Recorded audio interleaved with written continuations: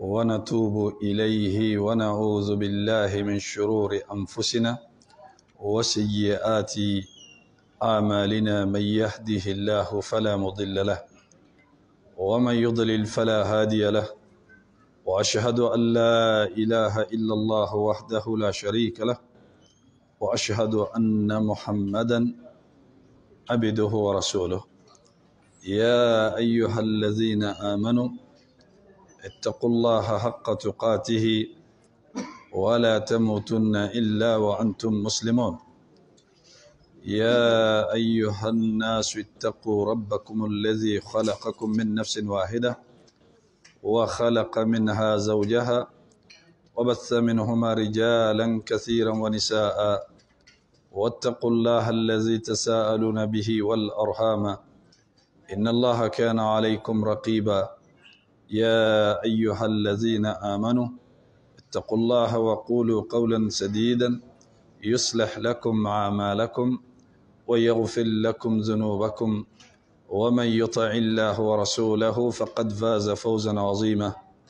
وأما بعد فإن أصدق الحديث كتاب الله، وخير الهدي هدي محمد صلى الله عليه وسلم، وشر الأمور محدثاتها وكل محدثة بدعة وكل بدعة ضلالة وكل ضلالة في النار. وبعد، الرحمن على العرش استوى كما أخبر، وعلى الوجه الذي أراد، وبالمعنى الذي قال، وبالكيف الذي هو أعلم، وما قدر الله حق قدره، والأرض جميعا قبضته يوم القيامة، والسماوات مطويات بيمينه سبحانه وتعالى عما يشركون. وقالوا اتخذ الله ولده، سبحانه بل له ما في السماوات والأرض كل له قانتون. بديع السماوات والأرض وإذا قضى أمرا فإنما يقول له كن فيكون، ليس كمثله شيء وهو السميع البصير. لا ينام الله تبارك وتعالى ولا ينبغي له أن ينام، بيده القسط يرفع ويخفض، حجابه نور لو كشفه عن وجهه لأحرقت سبحات وجهه ما انتهى إليه بصره من خلقه، وقد انتهى بصره إلى كل شيء من خلقه. وله المثل الأعلى في السماوات والأرض، وهو العزيز الحكيم. وهو الذي في السماء إله وفي الأرض إله، وهو الحكيم العليم. فالاستواء معقول، والكيف مجهول، والإيمان به واجب، والسؤال عنه بدعة، ومن الله الرسالة وعلى رسول البلاغ. وبعد، التفسير سورة آل عمران الآية الأولى من الآية الأولى إلى الآية الخامسة. تفسير الثمين لشيخ محمد بن صالح العثيمين رحمه الله تعالى. الدرس 31 بعد 300. الحمد لله بالمو أنغا ألتنو أنبافو كا ولنماندو كا بركدا أكا هرو أناكا نمو أناكا هنو أناكا فسمانديا بلي بولا أنكا منو فنغو كا جرين حكلو كا جغبولما منو كاتشا نيو كا جاتلي أني جاتلي كبغو أني جاتلي كفون كا جاتلي ما mbessereya k'a fɔ batoma tɛ min ni tiɲɛ bato ka kan ni masa rahmanu kelen tɛ. Rahmanu masa a kɔrɔtara ka larishiba sanfɛ fɛn tɛ ye min bɛ dogo a la a ka danfɛnw ka kibaruya la. Mbessereya tuguni k'a fɔ alakira Muhammad sallallahu alaihi wasallam a ka jɔn do, a ka ciden do, a ye cilakan lase i n'a fɔ a ka kan cogoya min na. Bɛ masa subhanahu wa ta'ala deli kisi ani nɛmɛ ani tanuli ani jɔyɔrɔ sankɔrɔtali a ko k'a ye an'a dungew n'a ka sɔhabaw ani mɔgɔ mɔgɔ tugura a ka siratigɛ kɔni ni ɲumanya ye fo ka taa se jɔ dɔ ma. An bɛ suratu Ali Imran na ka bɔ daminɛ la ka taa jɔ aya 5nan na. Karamɔgɔkɛ min ka tafsiru kitabu b'an bolo o de ye Sheikh Ibn Uthaymin rahimahullahu ta'ala, walanda 321 na. أعوذ بالله من الشيطان الرجيم. بتغنيني ألفه كابو الشيطان التورما. بسم الله الرحمن الرحيم. ألف لام ميم الله لا إله إلا هو الحي القيوم. كنو أنكم جرا نيرو دلا أنجرا نيرو دلا أنبي الله سبحانه وتعالى دلي كشي أن إنما أن التنولي أكوك تشيدن بركما بني نو يالكرا محمد صلى الله عليه وسلم. بو ألف لام ميم كما من فرالا أن يدفوالا. الله لا إله إلا هو الحي القيوم. الله سبحانه وتعالى دي باتو مساي مسامي ناني تشين باتو كاكا لا إله إلا الله باتو ما ورتي ميني تشين باتو كاكا ني ألاته ني دونك لو بافو لا معبود حق إلا الله دو بافو لا معبود بحق إلا الله باتو ما تشينتي ميني تشين باتو كاكا ني مسار رحمانو كلنده ما لا إله إلا الله قرته كفو على دي سانغولو دا على دي دوكولو دا على دي بماسو على دي بماجه ني توحيد الربوبيه دي توحيد الالوهيه ني ربوبيه وببونيغونغرو نا ربوبيه ني ما من سونا علي ما ني ما سون الوهيه ما يتسغا كاسلامي يتسغا كاسلامي مي ني نيفولي ابي نيغامي مغو تشاما ما دونك ا نيفولي تشوغو نيما فميه توحيد الالوهيه بتاليك جون دي كا جونيالا نوي على بتوليه الله سبحانه وتعالى كبارتاكم من توحيد الربوبيه وبتاليك مسا سبحانه وتعالى يرك كيولي ودرون لا مؤمن منا صوما نيما سو الوهيه ما يكافريرا كذا كقريشي كافرو ولو كني الله سبحانه وتعالى بفقران كن ولا ان سالتهم من خلق السماوات والارض لا يقولون الله. niu nyiniga ko jon e sangolo da ni ka dukolo da wa fo ala ma wulu ya do ko ala num beda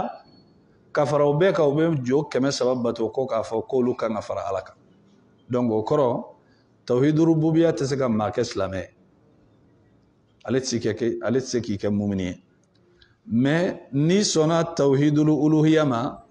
ka son tauhid rububiyya ma obe ja ko yayi ka son uluhiyya ma kada kan ni ala de sangolo da n'ale de dugukolo da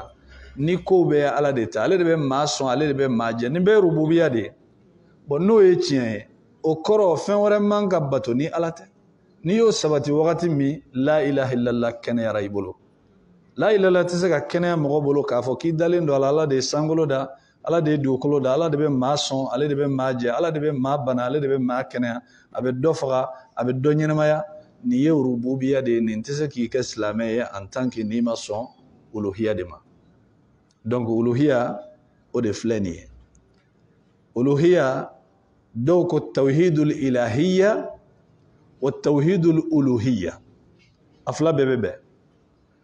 donc mankutu tawhidul ilahiyya ala batura munna ala batura parce que bato mankutu de b'a la a n'o de ka kan ala ma bato ko ten dɔrɔn dɛ ala ye prévu de yira k'a kan ka bato bon ni fɛn wɛrɛ bɛ bato fo prévu de k'a sɔrɔ min bɛ se k'a to olu bɛ bato o prévu tɛ yen donc ni ala batora ala kelen de ni bato tiɲɛ ka kan parce que a bɛ minnu kɛ mɔgɔ wɛrɛ tɛ se k'a kɛ a bɛ fɛn o fɛn kɛ fɛn wɛrɛ tɛ se k'a kɛ bon ni ko bɛ o cogoya la ni fɛn wɛrɛ min bɛna bato fo o k'a sɔrɔ o fɛn wɛrɛ o fɔrilen don ka tɛmɛ ala kan wali o ka kɛcogow ni ala ka kɛcogow ye kelen ye fa subhanallahi amma yushrikun wa subhanallahi amma yasifun saniya bɛ masa subhanahu wa ta'ala ka bɔ fɛn o fɛn de n'u b'a fara a kan saniya bɛ masa subhanahu wa ta'ala ka bɔ fɛn o fɛn de n'u bɛ o danbeya ka ala mankutu n'o ye izan ala ka kɛwalew a ɲɔgɔn tɛ yen o kɔrɔ fɛn wɛrɛ tɛ se ka bato ni ala tɛ ni maa min ye fɛn wɛrɛ bato ni ala tɛ i yɛrɛ bila halakili minan kɔnɔ e bɛ ka fɛn min bato o fɛn masina yɛrɛ ye ala ka dilanni fɛn ye e yɛrɛ ye ala ka danni fɛn ye e bɛ ka fɛn min ɲini o fɛn masina fɛ o ma yɛrɛ ma se k'a yɛrɛ dilan a tɛna se k'a kɛ e ye o la e de bɛ farati kɔnɔ lahara jɔn dɔ pour que ka dusukasi wuli k'a caya mushriku ka u kun bɛ fɛn o fɛn bato ni Ala ka jɔnɲumanw sen bɔra la minnu kun jɛlen tɛ n'u yɛrɛ batoli ye n'u ta u ka bato kalama Ala b'a bɛɛ lajɛlen ta ka fara jahanamɛ kɔnɔ kafiriw kan ka dɔ fara u ka sɔnja kan aw kun bɛ fɛn minnu bato n'u bɛ se ka fɛn ɲɛ o ya n'u bɛɛ filɛ tasuma kɔnɔ o tɛ se bon o la balimaw maa min jigi dalen don mori kan problème de b'i bolo dɛ maa min jigi dalen don soma kan problème de b'i bolo dɛ maa min jigi dalen don i ka tɔgɔfɛbila kan maa min jigi dalen don i ka sirininku kan maa min jigi dalen don i ka dugakaman kan maa min jigi dalen don i ka fɛn wɛrɛ i ka kɔn dɔrɔn kan wali i ka sanɛ kan wali i ka fɛn o fɛn de n'i b'i jigi kɔni d'a kan ni Ala tɛ ne b'i yɛrɛ suuli o ye ne bɛ fagali kɛ o kan n'i bɛ joli de bɔn a ye wali hali n'i bɛ daji de to a kan wali hali n'i bɛ kilisiw de fɔ k'a la ɲaga wali hali n'i bɛ kow de kɛ ko minnu kan ka kɛ Ala ye n'i jigi bɛ ninnu fɛnɛ fɛn o fɛn kan n'i sara ka hali danganiya to i dusukun na ko ninnu bɛ se ka fɛn dɔ ɲɛ Ala bɛ min ɲɛ n'a y'i ja si ka seli k'i te minɛ k'a funu k'a pɛrɛn i ka seli tɛ fɛn ɲɛ ye a t'i kɛ silamɛ ye dɛ parce que ni yɔrɔ de bɛ mɔgɔ caman na ko a dun bɛ seli o e bɛ taa sɔrɔ soma dɔw bɛ yen u bɛ seli e bɛ soma dɔw sɔrɔ u bɛ seli ni seli wagati sera k'i to u fɛ yen u b'a fɔ ko i bɛ jɔn ka seli kɔn dɔrɔn dalen filɛ sanɛ dalen filɛ a bɛ wuli a bɛ lansara seli a bɛ wuli a bɛ seli fana seli a b'a ka seliw kɛ mais e ɲɛ b'o min na o ka n'i nɛgɛn dɛ wallahi seli tɛ maa si nafa n'a y'a sɔrɔ tawhidu t'i bolo nafigiw kun tɛ seli de nafigiw kun tɛ sun de nafigiw kun tɛ jaga bɔ de u kun b'a bɛɛ kɛ o nka o m'a to k'u kisira jahanamɛ dugumala ma koyi Ala ye nafigiw bila yɔrɔ min na hali mushrikiw ka jahanamɛ so t'u ta bɔ hali mushrikiw ka jahanamɛ so a ma se nafigiw ta la innal munafiqina fi darkil asfal min an-nar Ala taara olu bila fo jahanamɛ duguma yɔrɔ min ka jugu ka tɛmɛ a bɛɛ kan k'a d'a kan olu ka position de kun ka jugu ka tɛmɛ a bɛɛ kan olu kun y'u yɛrɛ kɛ silamɛw ye ka sɔrɔ kafiriw don ka silamɛw nɛgɛ ka Ala nɛgɛ o y'a to u ka baara ni min ka kan o sira ye nka mushrikiw y'a yira kɛnɛ kan anw kɔni tɛ Ala bato an tɛ Ala fɛ bi an t'a fɛ sini an tɛ Ala ko la an b'an ka jɔsɔn de kɛ an b'an ka fɛn de kɛ awa ni maa min fana y'i yɛrɛ to somaya la ka i yɛrɛ kɛ selibaga ye o ye soma nafigi ye n'a selila a ka seli kun tɛ dɔwɛrɛ ye koyi silamɛ minnu ma diinɛ faamuya k'olu nɛgɛn k'u sɔrɔ ni morikɛ min fana selila k'a sɔrɔ i ka baaraw ye kafiri baaraw ye bibi na i bɛ mori dɔw sɔrɔ yɔrɔ fɔlɔ moriw kun dɔnnen don ni kuranɛ ko de nka bibi na i bɛ mori dɔw sɔrɔ i b'a sɔrɔ jo b'u bolo kɔndɔrɔn b'u bolo sanɛ b'u bolo k'olu bɛ sira fila in bɛɛ de ta nafigiya don ka fara u bɛɛ kan ni seli wagati nana k'i sɔrɔ u fɛ u b'a fɔ ko i jɔn bɛ seli fɔlɔ seli bɛ mun ɲɛ ye balimaw silamɛw kana u yɛrɛ nɛgɛ ni nin fɛn masina ninnu ye parce que silamɛw de ma diinɛ in kalan k'a faamuya walasa halisa u ka se ka nin maa bulofɛri ninnu dɔn minnu bɛ fɛ ka sira da ka mana da maaw ɲɛ la i bɛ kɔlɔsi y'u bolo u bɛ seli u bɛ sun i b'a ye u bɛ saraka yɛrɛ fɛnɛ bɔ ni delilikɛla nana u b'a d'u ma nka o t'a to ko kɔn dɔrɔn t'a bolo o t'a to ko sanɛ t'a bolo a tɛ fɛn ɲɛ ye n balimaw nɔnɔ n'a jɛya bɛɛ n'i ye pɔsɔni k'a la k'a di mɔgɔ ma a b'a faga wa a t'a faga a b'a faga awa a filɛ dɛ tawhidu ko in silamɛya baara fɛn fɛn ka di a ɲagama a la ni tawhidu in jɛlen tɛ i ka baara ninnu bɛɛ bɛ ji la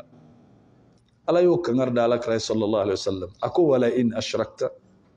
la yahbatanna amaluk wala takunanna min al-khasirin a ko Muhammad n'i ye filanan fara ni Ala kan n b'i ka baara bɛɛ tiɲɛ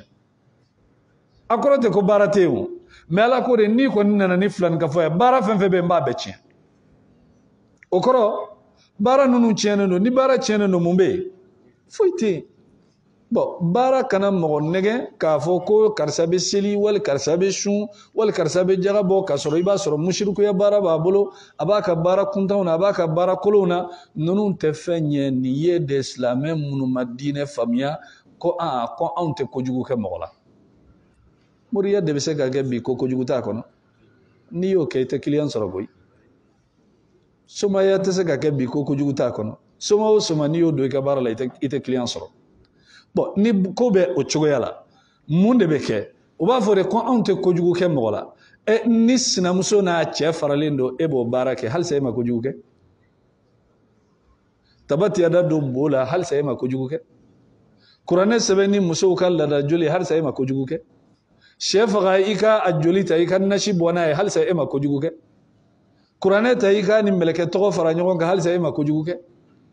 kuranɛ ta i ka ni fɛn wɛrɛ fara ɲɔgɔn kan e ma kojugu kɛ halisa jinɛ tɔgɔ ni sɛtanɛ tɔgɔ ni ala tɔgɔ k'olu bɛɛ ci k'olu bila katimu kɔnɔ alahu bɛ yan fɛ jibrila bɛ yan fɛ habahaba ya'ilu bɛ yan fɛ katakata ya'ilu bɛ yan fɛ isra'ilu bɛ yan fɛ ka baara kɛ camancɛ kɔnɔ k'o di mɔgɔ ma ko halisa k'e ma baara jugu kɛ e bɛ baara jugu jumɛn ɲini tuguni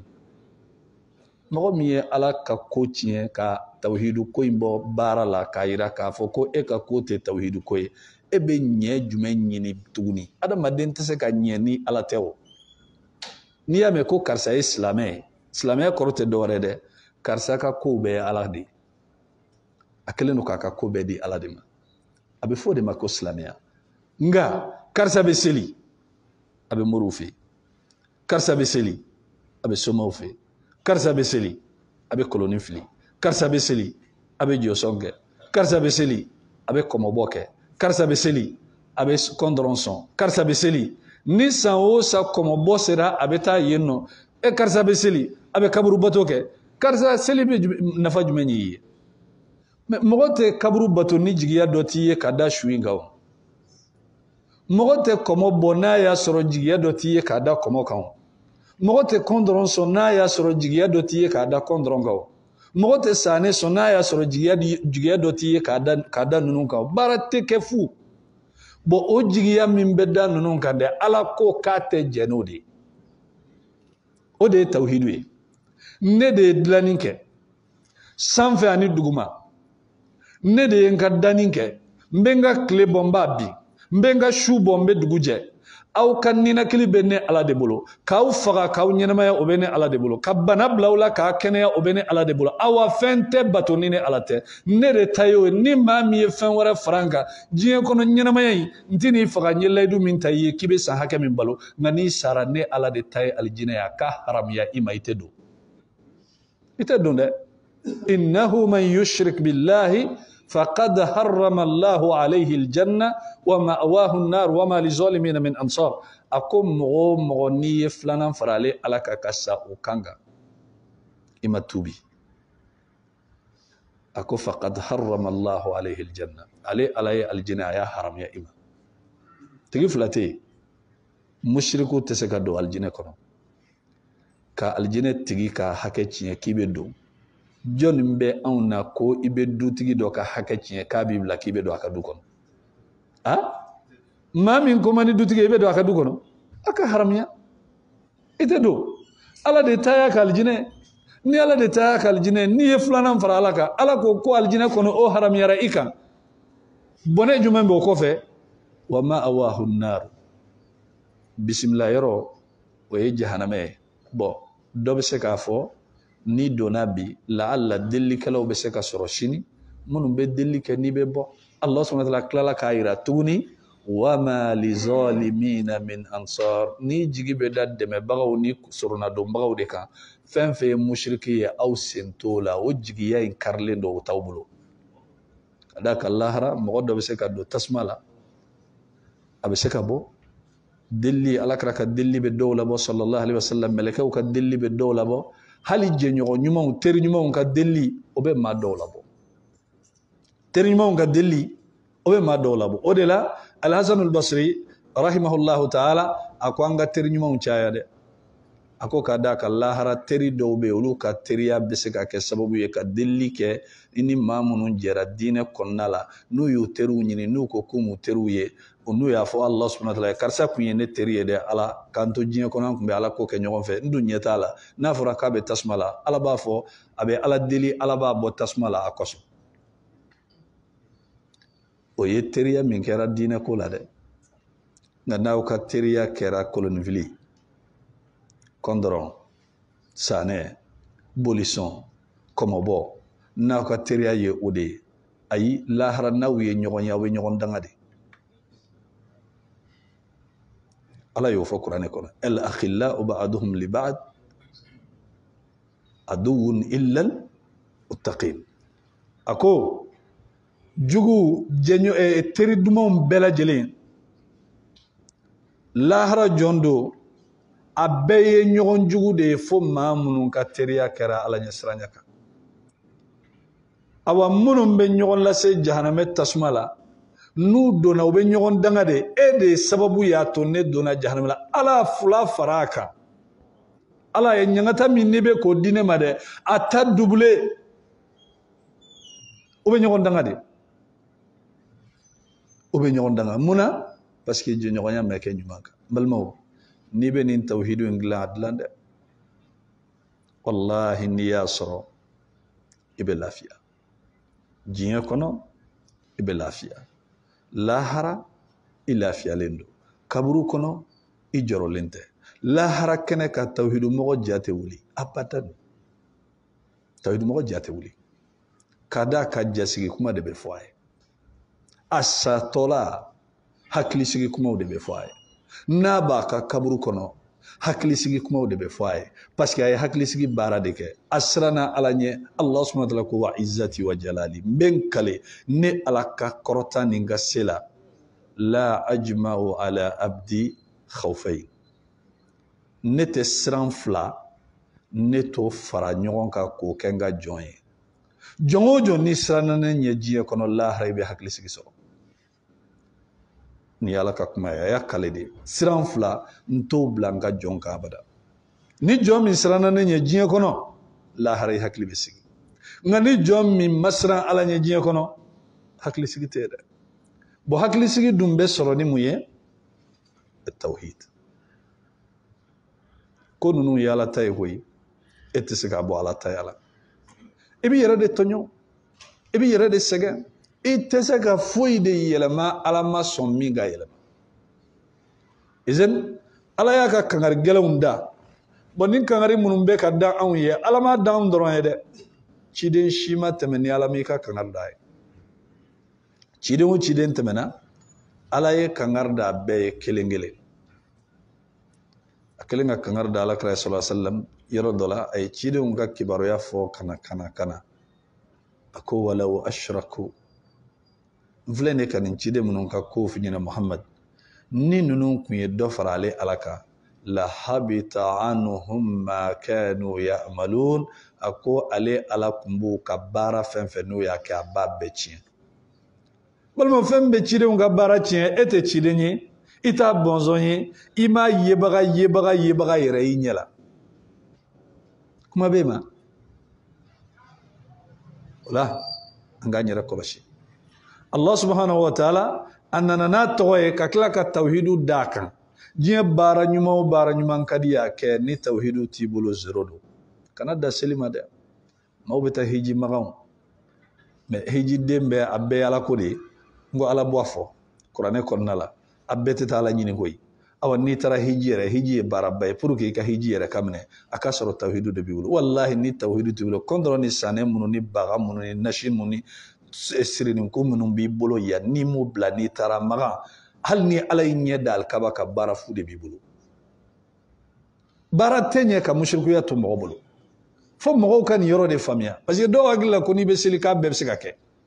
k'a fɔra ko seli de ye silamɛya ye awɔ seli de ye silamɛya ye dɛ nka silamɛ ɲuman de ye min dara ala la ko kelen don ka seli ni selila ka sɔrɔ i bɛ filanikafoya la sɛgɛn don sɛgɛn fu a t'i nafa dɛ a t'i nafa dɛ seli bɛ kɛ kun dɔ de kosɔn o lasili so jɔ ji sanfɛ wala so jɔ sopasiman t'a la ni ji nana a bɛ to yen a tɛ to yen dɛ awa tawhidu fana b'o cogoya la n'ale ɲɛna ko fɛn fɛn bɛ na a bɛ se ka bɛɛ supporter n'ale ma ɲɛ baara tɛ yen a ko nazzala alayka alkitaba bilhaqqi i y'a ye ala tɔgɔ ɲuman ninnu n'o ye alhayyu alqayyum kunu an ye kumaw fɔ olu kan an ko nin bɛ fara ala tɔgɔbaw kan tɔgɔ minnu n'i ye ala wele n'a ye n'a b'i jaabi n'i y'a deli a b'i sɔn n'i bɛ siran ko min ye a bɛ don i n'a cɛ ala y'a yira nazzala alayka alkitaba بالحق أكو علي الله سبحانه وتعالى أي جينين كإيكا اتشيدين وكشي أن النعمة باكاي على كرنغرني قرآن جينيه يرد لك نزل به الروح الأمين على قلبك لتكون من المنذرين قرآن على يا جيني تشين دونغلو كوكو كتابو فهم فتمناكا كو قرآن أبي دفلين جينا شين كليني ما قرآن دفلين ما جيجي شين كلين على قرآن جيجي دون دي فوق تغادفا وقرآنا فرقناه لتقرأه على الناس على مكس ونزلناه تنزيلا قرآن بيجي دون دي ما دولا على بالله جيجي كسرو كوماكي aya dɔw jigini lonen do sababu dɔw la kɛwale dɔ bɛ kɛ o kɛwale k'o tiɲɛtigiya wali k'o galontigiya ala bɛ kuranɛ aya jigi kuranɛ jigina tan san 23 kɔnɔna la kafiriw y'u kanto ala karama a ko wa qala allazina kafaru lawla nuzila alayhi alqur'anu jumlatan wahida ko muhammed yɛrɛ o hali ni kuranɛ in bɛɛ kun jigina ka siɲɛ kelen sa okuma fsa kuma okuma niwa ayi Allah subhanahu wa ta'ala ya alakra manton ni taw bo ɲɔgɔn kɔrɔ manton tɛmɛnen taw a b'a bɛɛ jigi siɲɛ kelen de n'a jigina a bɛ appliquer de kuma ta kɔfɛ kuma tɛ mais ala bɛ se ka aya dɔ lajigi sisan o aya in bɛ labaara ala bɛ fɛ ka doni dɔ wali kɛcogoya dɔ a bɛ fɛ ko aya in falen ala bɛ tila kana ni aya kura wɛrɛ ye ko aya in bɔ ye hali n'a y'a sɔrɔ a bɛ kalan mais ko a kiri minɛ ko o bɔ silamɛw kan k'a nɔgɔya bon o kun tɛ fɔlɔ mantonw ta la ni min jiginna a tɛ falen a bɛ appliquer de mais ni ala ye ko lajigi n'a gɛlɛyara ala kira mantonw kan sallallahu alaihi wa sallam imma a k'a yɛlɛma ni hadisa ye ala kira k'a fɔ nin kun bɛ tan a tɛ tan tuguni ala ye nin nɔgɔya don a la wali a ka kuranɛ aya wɛrɛ lana k'a lawuli n'o ye wali a ko bɔ yen pewu ka dɔ wɛrɛ bila place la nin de kɛra alakira mantonw ye mais manton tɛmɛnenw ma nin sɔrɔ dɛ kuranɛ nana dɔndɔn de bɛ jigi dɔndɔni Allah subhanahu wa ta'ala ko nazzala alayka alkitaba bilhaqqi kitabu in n'o ye kuranɛ ye sɛbɛnnin fɛn don mais a sɛbɛnnen kun bɛ min fi lawhil mahfuz lahul mahfuzu o ye ala yɛrɛ kelen ka walan kɛrɛnkɛrɛnnen ye kitabu min don ala ka kitabu kɛrɛnkɛrɛnnen don jɔnw ka lahalaya n'u ka kow bɛɛ sɛbɛnnen don ale de kɔnɔ ala kelen don ka ko bɛɛ sɛbɛn ale kɔnɔ k'a ban fɛn min bɛna kɛ ani fɛn min tɛna kɛ kitabu in ala yɛrɛ de b'a lajɛ min ka kan o bɛ kɛ min man kan o bɛ kɛ o tɛ kɛ n'a bɛ fɛ ka min bɔ yen a b'o ye fasi a bɛ dɔ wɛrɛ bila a nɔ la donc kuranɛ a jiginna ka bɔ lahul mahfuzu la o ye ala yɛrɛ ka kitabu kɛrɛnkɛrɛnnen ye al mahfuz min n'a kɔlɔsilen don jɔn tɛ se ka fɛn don a la sɛtanɛ tɛ se ka fɛn don a la an balimaw ala ka ɲi sa ala bɛ nin bɛɛ kɛ pour que k'anw de labɔ ko kalama jinɛw jɔn y'u da mɛlɛkɛw jɔn y'u da fanga min bɛ ninnu na jɔn y'a d'u ma ala ni ala ye min bila yɔrɔ min na jɔn bɛ se ka bɔ yen foyi ka da kan o fanga min b'i la n'i y'a mɛn k'i bɛ se ka ko kɛ jɔn bɛ fanga don i la ala de don n'a ye fanga bɔ i la i tɛ se ka foyi kɛ nka ko kitabu in jiginna alayka muhammad e kan ilhaqi ni tiɲɛ de ye kuranɛ in Allah subhanahu wa ta'ala mɛlɛkɛ minnu bɛ na n'a ye bi ayidi safara kiramin barara mɛlɛkɛ sanumanw don tɛ jurumu kɛ u tɛ se ka jurumu yɛrɛ kɛ kuranɛ gafew b'u bolo minnu n'u ka sanu kuranɛ in fɛnɛ ka sanu o de la balimaw an kana farati kuranɛ in na n ye lahala dɔ mɛn Ibn Taymiya ka ko la rahimahullahu ta'ala ni o kɛra Ibn Taymiya ye balimaw anw kan ka sa mɔnɛ yɛrɛ de fɛ an minnu tɛ ka ko kɛ mɔnɛ de kan ka anw faga ni an sara tan balima a bɛ gɛlɛya dɛ an faratilen don kuranɛ la kojugu ni y'anw ɲɛsinnen ye kuranɛ ma problème don maa min tɛ kuranɛ dɔn cɛ fara muso kan a ka dɔgɔ maa min b'a ɲɛɲini ko n b'a kalan k'a dɔn ko nin kuranɛ in wa fo ne k'a sigi n sen kan k'a kalan n'Ala sɔnna ma ne kɔni tɛ sa ka se Ala ma ni ne ma nin kuranɛ in dɔn ne ta tɛ kɛ kuranɛ ko la ko ɲɛ b'a la yɛrɛ fo ne ka nin kuranɛ in kalan wallahi n'a y'a sɔrɔ an b'a dɔn nin kuranɛ in ye min ye n balimaw an sigitɔla kuranɛ don an wulitɔla kuranɛ don an datɔla kuranɛ don an jigintɔla kuranɛ don an yɛlɛntɔla kuranɛ don mais kitabu min b'an bolo an t'a valeur dɔn Ala t'a nɔgɔya bɛɛ ye ni maa min jara Ala ye de Ala b'i la gulon kuranɛ in na i b'a dɔn ko Ala b'i fɛ ni sababu min ye o ye n'i dulonna nin kuranɛ in de la i b'a dɔn n'o de ye Ibn Taymiyyah rahimahullahu ta'ala a sara min a sara yɔrɔ jumɛn kaso la mun y'a fatu kaso la diinɛ défense tɛ a ma muso furu a ma den sɔrɔ a ye jihadu kɛ ni muru ye ka jihadu kɛ ni biki ye ka jihadu kɛ n'a nɛ ye i bɛ jihadu fɛn o fɛn dɔ diinɛ la n'a kan ka kɛ a y'a kɛ dɔnnikɛla bɛɛ bɛn'a kan ko salafu mɔgɔ ɲumanw tɛmɛlen kɔfɛ kabini Ala ye danni kɛ fo kana se bi ma a cɛman na min bɛ Ibn Taymiyyah bɔ dɔnni na bal yɛrɛmajigin de don n'u bɛ dan ye dɔw ko alimamiba 4 minnu tɛmɛna n'i ye Ibn Taymiyyah ka dɔnta fara ɲɔgɔn kan i b'a sɔrɔ Ibn Taymiyyah ka dɔnta ka bon n'a kelen kelen bɛɛ ka dɔnni ye ka d'a kan mazhabu tigiw mazhabu bɛ yen ni Ibn Taymiyyah y'i attaqué a b'i ka mazhabu dɔ ka tɛmɛ i kan ale yɛrɛ ka mazhabu kun ye hanbaliya de mais ni ani malikiya n'a ni malikiti bilala ɲɔgɔn na a bɛ fɛn o fɛn malikiya la malikiya karamɔgɔ yɛrɛ tɛ min dɔn shafiya bɛ ten hanbaliya bɛ ten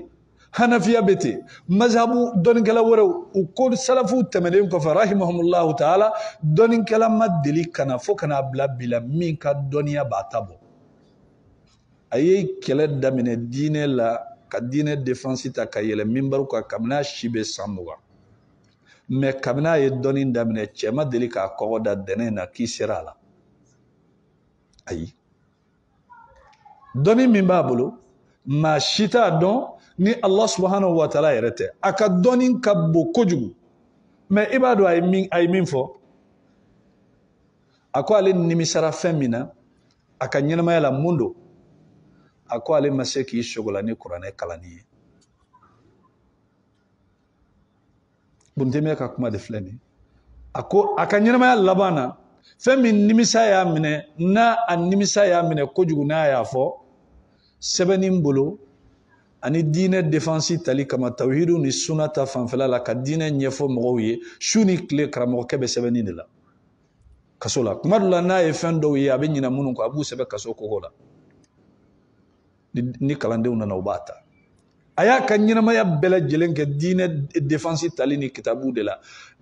majmuatul fatawa o bɛ taa fo mujalladu joli min ka ca mais a ko nimisa min y'ale minɛ ale sogora la ka bɔ kuranɛ kalanni ma o de nimisa y'a minɛ wa kayfa nahnu anw bɛ mun fɔ Ala ye lujura dɔ bɛ Ibn Taymiyyah bolo a bɛ min fɔ dɛ ka d'a kan su ni tile ale bɛ sɛbɛnni de la diinɛ cɛrini ni diinɛ sɛbɛnni kitabu ni sɛbɛntaw la o de y'ale sogola o kɔrɔ tɛ k'a tun tɛ kuranɛ kalan mais a bɛ fɛ ka kuranɛ kalan min kɛ a m'o de sɔrɔ a bɛ fɛ ka kuranɛ kalan min kɛ a m'o de sɔrɔ a nimisara o de la a ka ɲɛnamaya la ya ummata Muhammad alakira manto kuranɛ filɛ an bolo sow kɔnɔ poussière de b'a la kuranɛ filɛ an bolo misiriw alimɔriw kɔnɔ kalanbaga tɛ yen poussière de bɛ wuli a la a b'an ka sow kɔnɔ an t'a dɔn an musow t'a dɔn an sogolalen don ni nin téléphone ni nin télé ninnu ni journal ninnu de min bɛ kɛ journal lamɛn ni feuilleton ni séries filɛli la balimaw n'an kun y'an yɛrɛ sogola ni kuranɛ an kun bɛ yɛlɛma caman ye an ka ɲɛnamaya la an kun bɛ yɛlɛma caman ye an ka ɲɛnamaya la maa min sogolalen don ni kuranɛ atigilamɔgɔ hakili ni maa si hakili tɛ kelen bal Ibn Taymiya ko maa min rahimahullahu ta'ala a ko maa min hakili ka tɛmɛ bɛɛ kan n'u ka kumaw basigilen don ka tɛmɛ bɛɛ kan o ye maa minnu sɔgɔlalen don ni kuranɛ ye parce que ala bɛ ninnu lami ala bɛ ninnu dilan ala bɛ barika dɔ don ninnu ka kow la ni kɛcogoya ye hakili tɛ se k'a analyser k'a fɔ k'i bɛ s'a dan na o de la Usman bin Affan radiyallahu ta'ala anhu ay kuma kabakoma dɔ fɔ a ko law kanat qulubuna hayya n'a y'a sɔrɔ tiɲɛ yɛrɛ la ko an ni ninnu kɔni k'an dusukun no ko ɲɛnamaya de tun b'a la k'a ɲɛnamayalen don a salen tɛ a ko ma shabi'at min kitabillah a kun tɛ se k'a fa kuranɛ la k'a da ka kuranɛ bɛ k'i negela de ye hali ni dumunikɛ wagati nana i bɛ dusu kasi hali ji min tɔla i bɛ n'o min tan ta de n'i tɛ kuranɛ kalan i bɛ dusu kasi ni dusukun ka kɛnɛ n balimaw ala yɛrɛ ka kuma e ka kɛ su ni tile e b'o de kalan ni dusukun fara nin na hɛrɛ t'a la n'an bɛ cogo di n'a fɔra sisan ko nin sura in kaladi k'a b'i kɛ miliyardɛri ye n'a bɛ su ni tile ta kalo 3 jɔn t'a kɛ an b'a kɛ wa an t'a kɛ donc o y'a yira ko wari de ka d'an ye ka tɛmɛ ala kan kuranɛ kalani alakira ko sallallahu alaihi wasallam n'i ye kuranɛ dayɛlɛ a fankelen bɛ bolo dugukolo kɔ k'a fankelen bɛ ala bolo sanfɛ Jibrila tun bɛna sunkalo o sunkalo ani alakira bɛ kuranɛ kalan jɔyɔrɔ min bɛ kuranɛ la ala ye kabako min di alakira ma sallallahu alaihi wasallam n'a tɛ se ka wuli o ye kuranɛ faman arada an yara al-ajaiba fi hayatihi fa alayhi an yata'allaq bil Qur'an ni maa min bɛ fɛ ka kabako ye ka ɲɛnamaya kɔnɔna la kabako minnu ni adamaden nɛn tɛ se k'a lakale ka ban i gulon kuranɛ la i k'i sɔgɔla la wallahi n'i sɔgɔla kuranɛ la i bɛ kabako ye i ɲɛ la ala ka kitabu ni fɛn tɛ kelen ye dɛ nka ala de t'a nɔgɔya bɛɛ ye a tɛ nɔgɔya bɛɛ ye dɛ kuranɛ kalani ala de b'a kɛ ala de b'a nɔgɔya nka adamaden n'i bɛ fɛn min ɲini i b'a ɲɛɲini wa i t'a ɲɛɲini fɛn min mana jɔ an ni kan k'an b'a deli ala fɛ an jumɛn ɲɛji bɛ bɔ ko ala ka an fara kuranɛ kalanbagaw kan wali ala ka kuranɛ kalan d'a ma an jumɛn bɛ sarakaw bɔ walasa an ka kɛ kuranɛ kalannaw ye ko filɛ nin ye alakira kun sallallahu alaihi wasallam ani kuranɛ kun tɛ fara n'a kun y'a kunkolo da an ba Aisha sen kan yaqra'ul Qur'an kana yaqra'ul Qur'ana fi hijri ummina Aisha radiyallahu ta'ala anha wan nabiy sallallahu alaihi wasallam n'a bɛ da sufɛ a bɛ kuranɛ kalan n'a wulila sufɛ yan'a k'a ka sufɛ seli kɛ a bɛ sunɔgɔ jɔsi ka bɔ a ɲɛ la alhamdulillahi allazi ahyana ba'dama amatana wa ilayhi an-nushur ni wulila sufɛ n'i bɛ fɛ ka wuli alakira ka sunna don i b'i bolo kɛta i ɲɛ la ka nin duwawu in fɔ siɲɛ 3 ka sunɔgɔ jɔsi ka bɔ i ɲɛ la a bɛ sunɔgɔ tigɛ ka bɔ mɔgɔ ɲɛ la a kun bɛ mun fɔ inna fi khalqi samawati wal ardi wa ikhtilafi al-layli wan nahar la ayatin li ulil albab alladhina yadhkuruna allaha qiyaman wa qu'udan wa ala junubihim wa yatafakkaruna fi khalqi samawati wal ard rabbana ma khalaqta hadha batila subhanaka faqina azaban nar ayatan do an filɛ nin sura min na n'a bɛ fɔ a ma ko Ali Imran ni ayatan laban sufɛ ni alakira n'a bi da a b'u kalan n'a wulila sallallahu alaihi wasallam sufɛ yan'a ka seli daminɛ n'a wulila k'i sigi a ka dilan kan n'a ye sunɔgɔ jɔsi ka bɔ a ɲɛ la yan'a ka taa seliji ta fɔlɔ a bɛ nin aya 10 in kalan n'a ye nin kalan a bɛ wuli a bɛ gɛsɛ don a da n'a ye gɛsɛ don a da a b'a da tereke an b'a Aisha kun ko k'a bɛ gɛsɛ la ta f'a ŋɔnɔ f'a fɔ a bɛ gɛsɛ kɛ k'a tereke a bɛ tila k'a bila a bɛ seliji ta n'a ye seliji ta a bɛ jɔ suratul Baqara suratul Nisa Ali Imran a bɛ nin bɛɛ gosi arakan kelen a ka ɲɛnamaya bɛɛ yɛrɛ de tun ye kuranɛ ye n'a donna fajiri la fɛnɛ a bɛ suranjanw ta fajiri la alakira ka sunna de ye suranjan tali ye fajiri la nka n'i ye suranjan ta ni an ka mɔgɔw ye fajiri la kuma bɛ caya an ka limaniyaw lafilen don alimami tiɲɛ yɛrɛ la bi ta dama tɛmɛna dɛ alakira kun bɛ sallallahu alaihi wasallam kun bɛ suranjanw ta sahaba kɔngɔbagatɔ dɔw kun b'a nɔfɛ k'a to seli la i b'u bin kan dɛmɛ duguma baranw o t'a to k'a bɛ seli tigɛ dɛ sahaba kɔngɔbagatɔw minnu tɛ se ka jɔ ka ɲɛ kɔngɔ bolo ikunbu binkande meduma bon ala kala be kalan continue sallallahu alaihi wasallam balmo ango kanga nafasaro dine la ante barake ango ko ala ka kabako yirauna ante kabako barake o seka ke nin qur'anai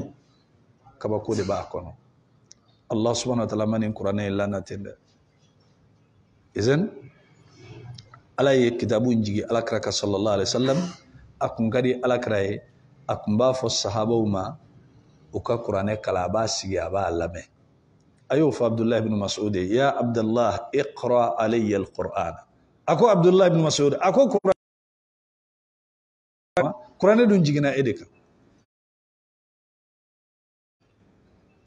ala kraka sallallahu alaihi wasallam inni uhibbu an asma'ahu min ghayri nebe fe nga qur'ane me ma wore da minte ne yere akonye suratul nisa'i kalaka hatta ji'tu ila al-aya funna si ayama fa kayfa idha ji'na min kulli ummatin wa ji'na bika ala haula'i shahida فقال حسبك الآن فقال ابن مسعود رضي الله تعالى عنه فالتفت إليه فإذا عيناه تزرفان akonye suratul nisa kala fonsele Allah subhanahu wa ta'ala ba fo Muhammadu chogoya jumendo nanana ni nabi nyuma bela jelenye ku ke shere umantonga ke fena ke shere ka mogoka ako wakati ala kra ko sallallahu alaihi wasallam ako ibn Mas'ud ma ko ijoya yambe wasake akonye ko shika laje o yasra ala kra be kashila nyeji fula be kaji Qur'an jigila ale de kam mi ako mogore ka kala na bora Madina dugu kono shufala la na be control la be yala la anana Abdullah Abu Musa al-Ashari o frère sahaba doye ala ye Qur'an kan jaddi alema ala kra sallallahu alaihi wasallam ka to shufa yala la nana sura be ka Qur'an kala ka sogon o bayira ko sahaba o ka sogon na o shufala la abe durunduni Qur'an mangande anga sogon o be kuleni musique de anga sogon o be kuleni filmu de anga sogno be kuleni fenwore de minte qur'ane ni kelema ke anna musouche ni kelema ke anna deunche kelebe ke jonche ye shatane bla dumi ye shatane bismillah dumi kono herete ke da alak rasulullah sallallahu alaihi wasallam ayijo ay Abu Musa al-Ashari ya ka kalangame fatlala o kofe aya fanya na soma aqul laura aitani al-bariha astami'u ila qira'atik akoni kuyene shuro nkun jolendo meki ka Qur'an kala name laqad utita mizmaran min mazamiri ali Daud ako ala ye kanja sira do dima kamini Dauda dungeu ka kanja sira la ako ala kara ko nin kun ya do ka fo kibe kan lame la habartu laka ngumba tonye tuguni sahaba kedo be nimma fli Usayd bin Hudayr alaikum be ka Qur'an kala ka dukene la shufe wasura ka so sirlendo adden dalendo na ye Qur'an kala so imbe girina fo abena garantige abe siran so ingana na jurutige kayela adden ga fa abe Qur'an kala jo na ya continue so imbe girina ya dabla so imbijo so nyebe fendo de la dugu jele ya nana ya nyefo alakra sallallahu alaihi wasallam abe kam min fo alakra ba don na ko konkumbe ka Qur'an kala ni so girna babla alakra ba fo ikra ya Usayd ikunga continue Qur'an kala nina ako kito ka Qur'an kala ako kale to ka Qur'an kala le kunyebe lampan do wula ube ka jigi ka bo sanfela la ube kana na le Qur'an kala bla dro lampan no be yele ako kunyebe lampan mununa melekew de kumbe ka jigi kana ika Qur'an kala lameli kama ni noro ye ako ni kun kontina Qur'an kala nina ako dugu kumbe je be kumbe melekew laje sandi dugu je Qur'an de ben kaba ko kada madede nambalmo ambe kan nyira faga ko chama mununa wallahi nan kunyam dusukun shugula kanga du shugula ni Qur'an an kunna kaba ko ya nyira nan ga de mayawla mi ni haglite sakafu da mondo ni dona demala kaba ko kacha bon senga bon boloka ebe nyina pew ni dona ni muso yuka subhana problème yere fiye mado la ibe kayna fi kumulo ka kogomne kada ka shetane de be wolu fene shuka blana no lu direction do ta doro yere sira bebe tunila eta de beta fami yere fe fe mana nyini fe min tibolo surtout ne ala muso dima muso mina te sabali na da kacha ebe ala delli ala kikisi o kon toroma ni ma ke abafo na setiye ebe na juru tawa bal maw wala angan jija nin kurane min flambolo anta valeur do nan kumbe kurane valeur do abambolo chogo mena teketa ngani sera kaburu kono de ebe na do ko kurane yimi ibi boloki hal nin kunya do jinte se kana chien flade ni tara ko ni weta de bani ala munum ba kono nolu de bora ko kala mabake idan akunazzala alayka alkitaba bilhaqqi Allah subhanahu wa ta'ala ye kitabu injigika bilhaqqi ni tinyade Qur'an yere tinyade ajigini ka fana ni tinyade musaddiqan lima bayna yadayhi Qur'an tinyati yali fendo kana fenfe temena anye kitabu munun temena Qur'an nye anga Taurata ni Linjila ni Zaburu don suhuf Ibrahim suhuf Musa anyu donia tami anyu donia ta Qur'an de kono boba yira ko kitabu nunu ye tiɲɛ de ye parce que Qur'an de y'u fɔ an ye ala yɛrɛ de y'u lajigi ala de y'u lakale an ye bon ni ala y'a lakale an ye o b'a yira ko sababa don bon ni a ko bɛ o cogo la kitabu fɔlɔ minnu fana tɛmɛna olu fana ye Qur'an kibaruya ka sɔrɔ Qur'an fana mana dɛ ka sɔrɔ Qur'an mana nabi ɲuman fɛn fɛn tɛmɛna a bɛɛ y'a ka maaw kibaruya ni alakira ye sallallahu alaihi wa sallam ka sɔrɔ a ma se nabi la Isa m'a fɔ a ka mɔgɔw ye Israɛlɛnw ye wa mubashiran bi rasulin ya'ti min ba'di ismuhu Ahmad mbe aw la nimisi wasa aw bena kisi sɔrɔ aw bena hɛrɛ sɔrɔ ciden min n'a bena ne kɔfɛ n'a tɔgɔ ye ko Ahmad n'a nana a ye tugu a kɔ dɛ donc alakira cira sallallahu alaihi wasallam ka ɲɛfɔli kɛ nabilahi Isa ye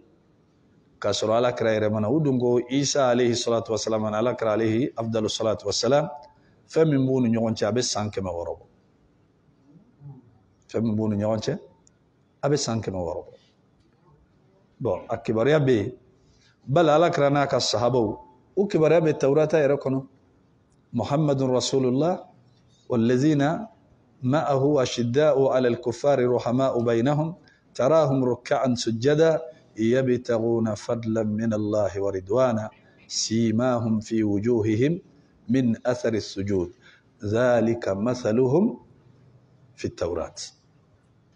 ومثلهم في الإنجيل كزرع أخرج شطأه فآزاره فاستغلظ فاستوى على سوقه يعجب الزراع ليغيظ بهم الكفار وعد الله الذين آمنوا وعملوا الصالحات منهم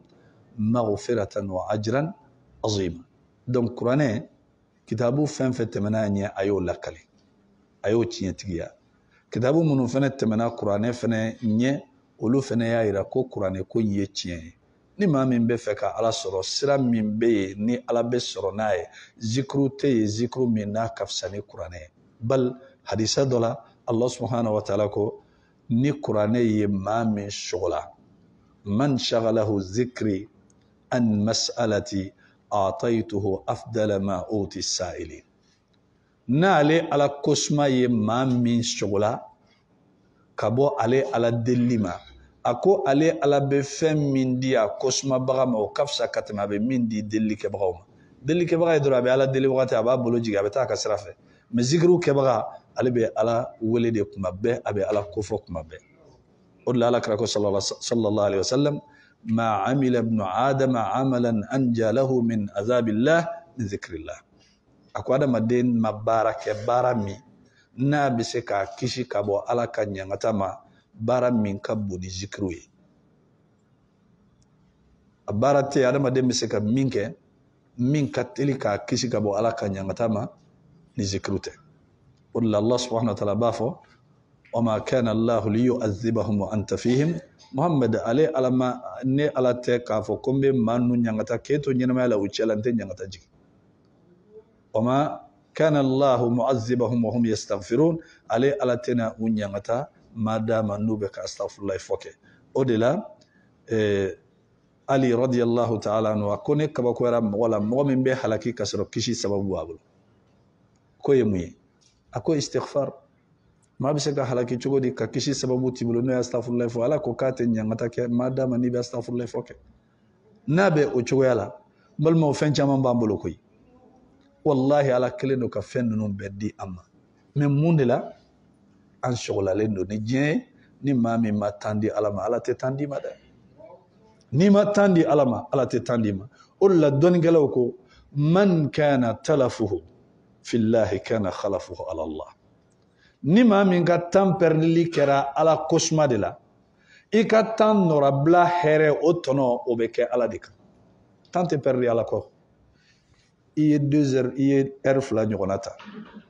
i bɛ ka kuranɛ kalan i bɛ ka zikru kɛ mako fɛn fɛn kan ka n'i la o wagati i y'o mako bɛɛ to yen a ko nin tan min filɛ nin ne hakili la k'i y'a pɛrɛdi i kun kan ka baara fɛn fɛn kɛ ka nin bɛɛ récupérer k'a d'i ma ala de b'a kɛ bali ala bɛna fɛn d'i ma ni heure 2 ninnu kɔnɔ e yɛrɛ ka wuli ka jɔ kun tɛ se ka fɛn minnu lana parce que ko ye mun ye ko ko bɛ diɲɛ kɔnɔ a hɛrɛma n'a bɔnɛma ka se k'a nɔgɔya k'a k'i ye ala de b'a fɔ nɔgɔya o y'a nɔgɔyalen ala de b'a fɔ gɛlɛya o y'a gɛlɛyalen bon ni kow bɛ ala de bolo e kan ka min kɛ o ye k'i ka cɛsiri kɛ Allah subhanahu wa ta'ala de bato la walasa i bɛ se ka ala sɔrɔ parce que ni ala jɛna i ma ni ala sɔnna i ye Ibn al-Qayyim al-Jawzi rahimahullahu ta'ala a y'o de fɔ a ko i cɛsiri ala jɛ ɲinini na a ko ni ala jɛna i ma atatkal hajatu min ghairi su'al ni ala jɛna i ma ni ala jɛna i ma makow bɛ na u bɛ ɲɛnabɔ ka sɔrɔ e yɛrɛ ma ala deli kow bɛ dilan ka sɔrɔ e ma ala deli munna ala b'a dɔn min ka di ye a b'a dɔn i bɛ min fɛ a b'a dɔn i bɛ siran ko min ɲɛ a b'a dɔn i tɛ fɛ ko min ka k'i la fɛn min bɛ ɲini fɛ dɔrɔn o tɛ kɛ k'a fɔ k'e ka maaw jɛ ɲini dɛ ala jɛ ɲini